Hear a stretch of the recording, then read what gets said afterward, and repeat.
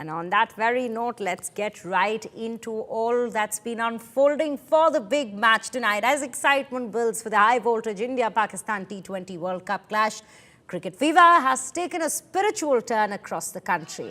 From temples to neighborhood grounds, fans, children and families are all performing havans and special pujas, praying for Team India's victory. Images show young fans chanting slogans, holding flags and offering prayers for their favourite players. Many say it's their way of sending positive energy to the team ahead of the big match. And as the countdown now just begins, faith, hope and cricket passion are all coming together at one place, all for one dream. The men in blue tonight get a victory. Now with that, we have Nikhil Naz joining us on the broadcast. Nikhil, what do you have with us? You have Sunil Gavaskar right there with you. Let's get in the insights for the big match today. Right, hello and welcome. Coming to you live from a nice breezy Colombo. You can see the quintessential palm trees and the ocean right behind me, and keeping in with the theme, my shirt is blue. Mr. Gavaskar's shirt is blue, but what I also see some nice, sun glares, which I also should have been wearing. That's also blue. Well, it actually means that, although the sun is not out, there are no clouds over there, which is what everybody wants to know. That, so far it's been good. There's been talk about rain, but so far it's been very good. And that's how it hopefully will stay for at least the next 10 hours. Okay, the Indian team has been here for the last day and a half. They had a good practice session ahead of this particular encounter. So let's set up this game. The weather's held good so far. Prediction is that it might rain, but then good for later on when we'll get to see a 40-over game. But in case it's a shortened game, does that take the advantage away from India? Or do you think, because the longer the game, they say the better team wins? Yeah, well, look, this format actually, it is such a short format that a couple of overs here, batting or bowling, can change the game your way or away from you. So obviously, yes, the shorter the game, that margin becomes even lesser. So 2-3 deliveries can change the game for you. So yes, but I wouldn't say that it's a disadvantage for India. India is a very, very good team, capable of recovering it, the bat, the ball, the depth in batting, the depth in bowling is what sets India apart. So that is the reason why I feel that it'll be a pretty competitive game. Okay, India going as the favourite, you mentioned it. I think every other expert seems to say that as well. And overall also India holds the wood over Pakistan. Just look at that record, 7-1 in India's favour. But this time there is also an impression that Pakistan seems slightly closer to India than previous occasion. Firstly, is that true? And if it is, what has really helped bridge that gap for Pakistan when it comes to a contest versus India? Well, I think, yes, I think they've probably played a lot more T20 cricket. They've probably tried to sort of see what India is doing, try to bring that into their opening batting, for example, which means while they have not been able to totally replicate it, I think they're getting close to it, which means it's a dangerous thing, as far as the Indian bowling power play is concerned, the first 6 overs. So that is where they seem to be getting just a little bit better. As far as the bowling is concerned, they're definitely strengthened by Naseem Shah. I think a lot of Indian followers must be lamenting the fact that Haris Rauf is not in the team, because Haris Rauf has always been the one who either in the 19th over or the 20th over has given away enough runs for India to have that win. Okay. Yeah, no Haris Rauf this time. There's Naseem Shah, there's Shaheen Shah Afridi. They got Fahim Ashraf who can chip into with the fast ball. But it is essentially 5 spinners that Pakistan plays, which many are saying might be helping him in these conditions. So Pakistan, we know, 5 spinners is what they've been playing in this tournament, and they've been stationed here in Colombo, so they probably know the conditions better. What must India do? Because India have been going with 2 spinners, Akshar Patel and Varun Chakravarti so far. Well, I've said this before, and I even before the India-Namibia game the other day in Delhi, that Washington Sundar should be looked at as an option, because the fact of the matter is, if you're going to play in Colombo, where there is some purchase for the spinners, then definitely you want to bring in an extra spinner in case it's required. And India already have in Hardik Pandya a new ball bowler. So it's not that there's just one new ball bowler. There's Bumrah as well as Hardik Pandya who can do it. If required, a couple of overs, if the ball is wobbling around a bit, a couple of overs from Shivam Dubey as well. But what Sundar will do is also bulk up your batting down the order as well. So that way, you're covering all your bases is what I feel, and yet you have the options. Suryakumar Yadav has the options to go here and there in case one bowler is having a tough day. Okay, Usman Tariq is that spinner that has been spoken about. So, very interesting observations we made at the practice session yesterday.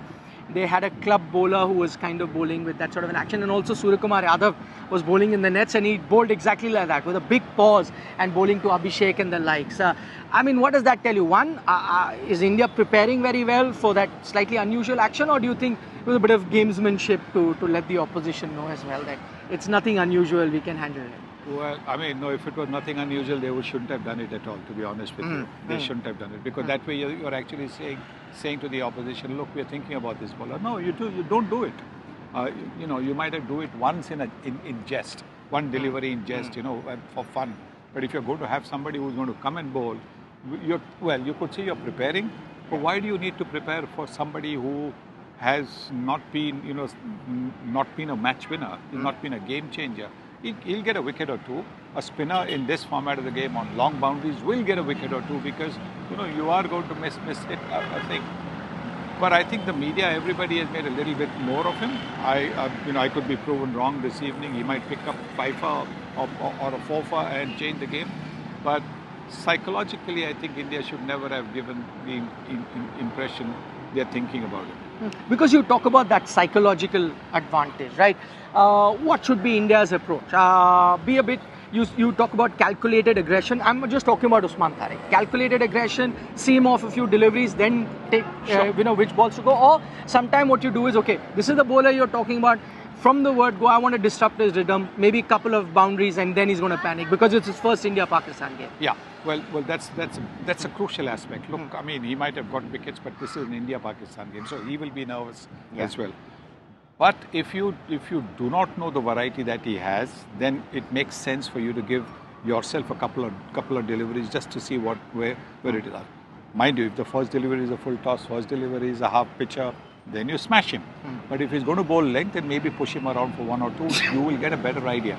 See the mistake that a lot of people make against Varun Chakravarti. They try to attack him from ball one, but they haven't fathomed him at all, and they play across the line. They try to do something, So I know it's a compact format, the ultra short format. So you cannot afford too many dot balls. But you're not talking about dot balls. You're talking about taking a single and pushing it away so that you're rotating the strike, and at the same time seeing from the striker's end and from the non-striker's end, because you observe the bowler. You need to observe the bowler from the non-striker's end as well.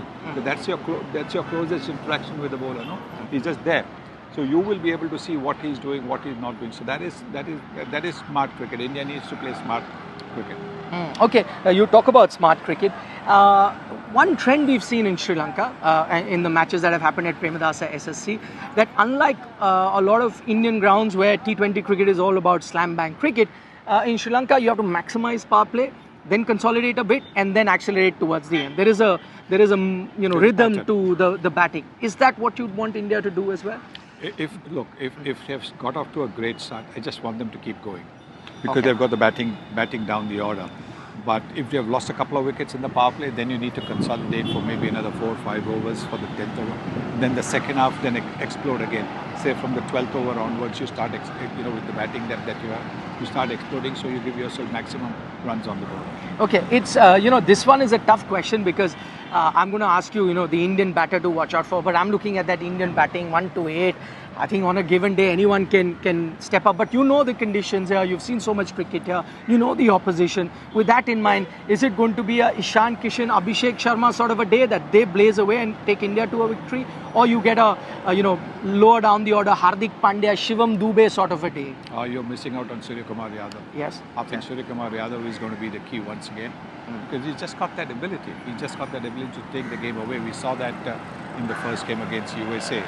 And he's now back in form, back among the runs. So I do believe that Suryakumar Yadav is going to be the key.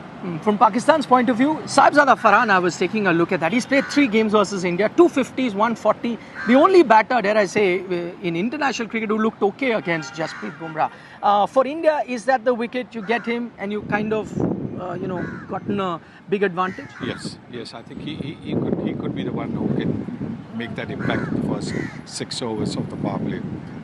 and therefore getting him early would be very crucial as far as India is concerned in trying to restrict the Pakistanis to a gettable total. Finally, Sai bhai, prediction time. How are you feeling? What do you reckon? I mean, prediction is in the T20 format is the toughest. Yes. But I do believe that India, because temperamentally, because of the depth it has in batting and bowling, should prevail. It could well turn out to be very, very close and come down. I've seen the two teams. They looked very relaxed. Both the captains there seemed very relaxed, answered all the tough questions as well. But generally, how are you feeling? Is it the same ahead of every India-Pakistan game, or is this time slightly a little bit more because of what's really happened off the field? I think because you're in this lovely country, Sri Lanka, and lovely people, lovely atmosphere. Look, I think it is just a little bit more relaxed, if one might say. There's not the kind of tension that otherwise, or the anxiety that is, or the apprehension that is normally there with on the eve of or just a couple of hours before the India-Pakistan encounter. Well, I have to agree with him on that. Had it been, I don't know, Lahore or Ahmedabad, it would have been very, very different. But Colombo has this very relaxed vibe about it. Just calms things down. I hope it works like that on the teams as well, because under pressure, sometimes you can underperform. And I think what most people want is the highest display of skill level from both teams. That's what a cricket fan really craves for. And if that does happen, as Mr. Gavaskar said, India start as the favourite. Far more superior team at the moment. But it's T20 cricket. You don't know what might happen on a given day. But let's also not lose sight of the fact it's still a league game. Both teams are primed to be going through into the little later half of the tournament, into the Super 8. So it does seem like a very, very, crucial game. Yes, India-Pakistan, but also just a league game. Many big battles coming up, and we'll continue our coverage of the T20 World Cup right here on India Today. For the moment, from Mr. Gavaskar and myself, thanks so much for watching. It's back to the studio.